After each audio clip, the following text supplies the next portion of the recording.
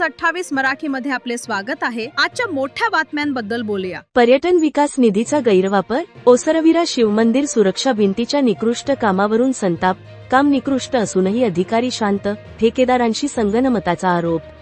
मोखाडा तालुक्यातील ओसरविरा येथील शिवमंदिराच्या विकासासाठी पर्यटन विकास विभागामार्फत आलेल्या निधीचा वापर मंदिर विकासाऐवजी रस्त्यालगतच्या सुरक्षा भिंतीच्या बांधकामासाठी करण्यात आल्याचा गंभीर आरोप स्थानिक नागरिकांकडून करण्यात येत आहे।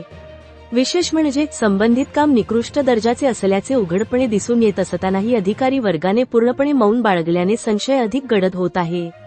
स्थानिक नागरिकांच्या मते पर्यटन विकासासाठी आलेला निधी दुसऱ्याच कामासाठी वापरणे ही संबंधित अधिकाऱ्यांची पहिली मोठी चूक आहे।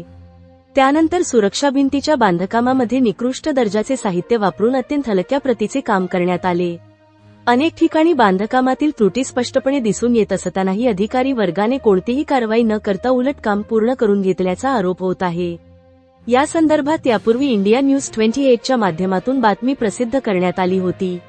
मात्र बातमी प्रसिद्ध झाल्यानंतरही संबंधित विभागातील अधिकाऱ्यांनी प्रत्यक्ष पाहणी, चौकशी किंवा काम थांबविण्याची कोणतीही कार्यवाही केली नाही।